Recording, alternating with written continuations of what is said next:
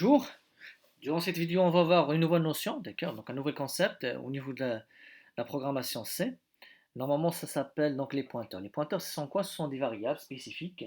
Donc au lieu de contenir normalement une valeur de type entier, double, float ou bien char, donc il va contenir quoi? L'adresse d'une autre variable. Donc, comment? Donc ça, ce qu'on va voir durant ce chapitre, bien cette partie, d'accord, donc normalement en faisant des exemples. Donc, première chose, donc il faut retenir, qu'on a déjà vu, donc comment on peut déclarer donc, une variable. Donc, une variable, on a dit que pour la déclaration, donc il faut spécifier quoi? Donc, le type, la primitive, et par la suite, par exemple, le nom. Et donc, on peut faire l'affectation, d'accord? Donc, le compilateur, lorsqu'il va rencontrer ça, d'accord, lors d'exécution par exemple, donc qu'est-ce qu'il va faire? Donc, il va chercher au niveau de la mémoire, donc une case spécifique qui est vide, d'accord, donc une adresse, donc il case automatiquement donc une adresse. Donc, cette adresse, par, par, par défaut, sera réservée pour cette variable, d'accord? Et lors de l'affectation, d'accord, donc à base de cette adresse, donc je vais normalement remplir le contenu de cette case. Okay. Donc, je peux accéder, donc en déclarant variable, donc je peux accéder à deux choses. D'accord. Donc, premièrement, la valeur. Donc, cette valeur, par exemple, je peux plus ou moins l'afficher. Et en même temps, je peux faire quoi? Donc, je peux afficher aussi l'adresse associée à cette variable, qui était réservée, d'accord, pour ce variable. Donc, pour afficher donc la valeur, donc c'est simple. Donc, %d, d'accord, le type, donc c'est un entier, et la valeur. Ok. Donc, normalement, ça, c'est la valeur de notre, âge, c'est la valeur de notre variable. Ok. Donc ensuite, donc je peux afficher donc en même temps quoi? Donc l'adresse associée, d'accord, à cette variable. Donc dans ce cas, donc l'adresse, hein, ok, deux points, normalement. Ici j'ajoute juste un saut de ligne. Même chose ici. Donc l'adresse c'est quoi? Donc la valeur. Donc soit 1% D ou soit normalement je peux, puisqu'il s'agit d'une adresse, donc je peux formater cette adresse. Donc il y a un format spécifique, d'accord, pour afficher les adresses. Donc ça s'appelle le %P. Ok. Et ici, donc au lieu d'afficher âge, donc je vais afficher quoi? L'adresse. Donc c'est-à-dire il faut ajouter un et commercial à notre variable. Hein. D'accord. Donc même chose ici, hein, donc un petit slash n pour la return. D'accord. Saut de la ligne. Hein. Ok, donc cette variable âge, donc j'ai pu plus ou moins afficher donc la valeur compte tenu de cette case. Et aussi donc j'ai pu plus ou moins donc afficher donc l'adresse associée d'accord à cette variable. Donc je recompile, je réexécute. Et ici donc la valeur c'est 20. Par contre donc l'adresse c'est donc une autre adresse normalement affichée en hexadécimal, d'accord, qui disait normalement si je veux plus ou moins parcourir mes cases mémoire qui existent au niveau de la mémoire vivante, donc notre RAM, Random Access Memory. Donc je trouve chaque case, d'accord. Donc pour chaque case, donc il est associé quoi? Une adresse de ce type. Hein. Donc c'est-à-dire le compilateur a cherché au niveau de cette mémoire, donc il a trouvé une case. Donc une case automatiquement, donc une adresse sera associée à cette case. Donc l'adresse qui est réservée pour cette variable âge, donc c'est cette adresse. Hein. Donc ça, en gros, d'accord, lorsqu'on travaille avec des variables ordinaires.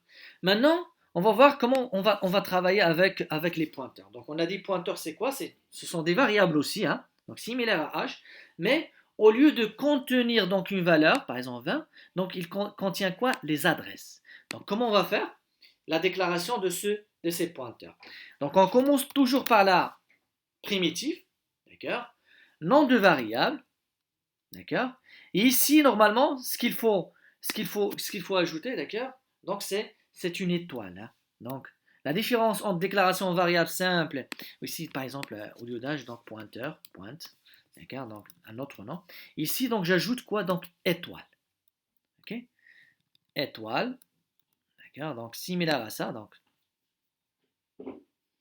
int étoile, quoi? Non variable, d'accord.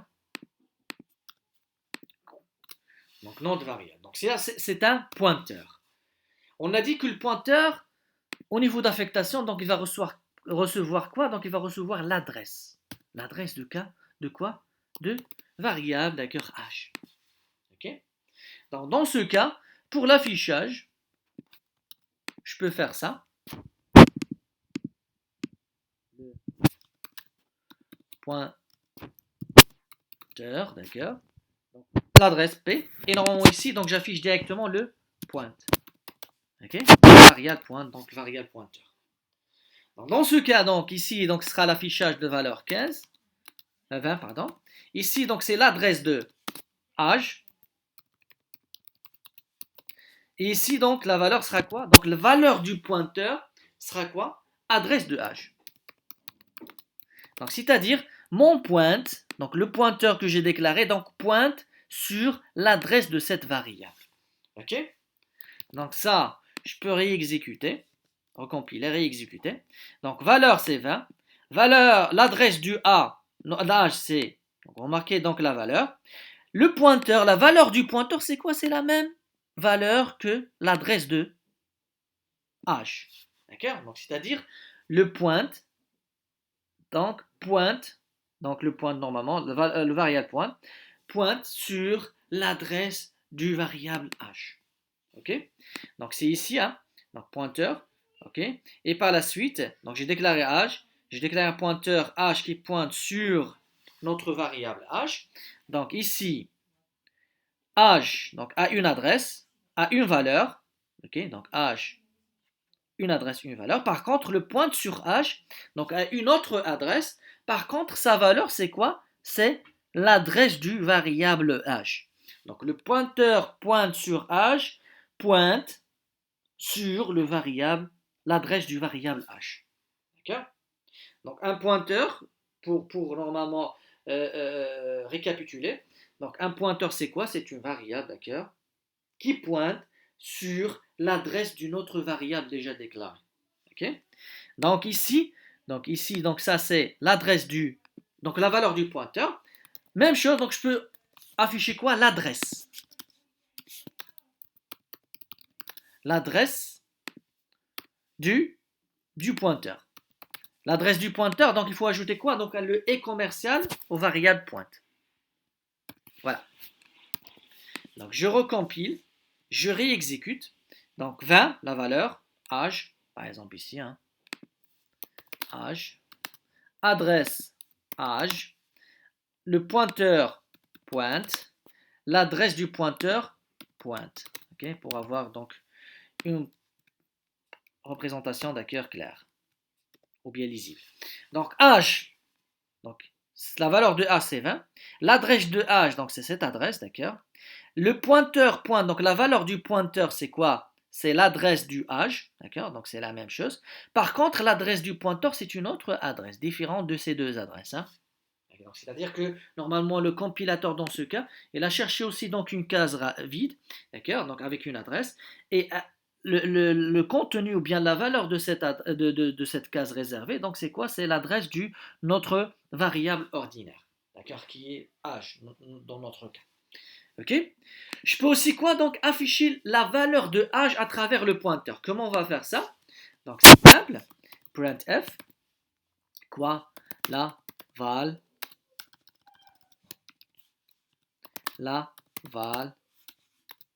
selon le pointeur pointe. Donc j'ai affiché donc le format CD. Pourquoi? Parce que ici donc le variable d'accord ordinaire c'est du type normalement entier. Voilà. Et ici donc j'affiche la valeur d'accord associée à cet âge d'accord qui existe au niveau de la case H en utilisant quoi? Le pointeur. Donc pour cette raison je vais faire quoi? J'affiche le étoile point.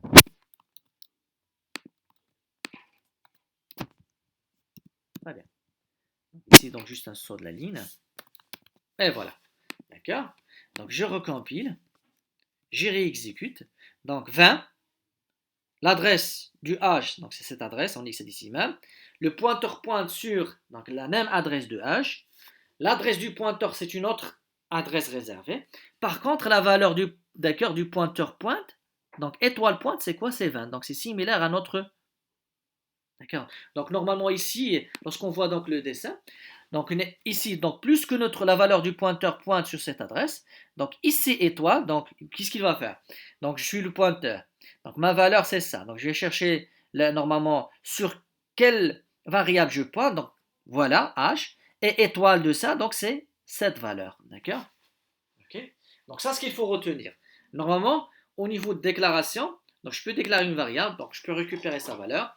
Je peux récupérer donc la valeur de son adresse. Je déclare un pointeur basé sur normalement l'adresse d'une autre variable. Et à travers ce pointeur, je peux afficher donc l'adresse sur laquelle il pointe. Je peux afficher son propre adresse, là où il a été réservé. Et je peux afficher la valeur, d'accord, normalement, la valeur du variable sur laquelle notre pointeur pointe.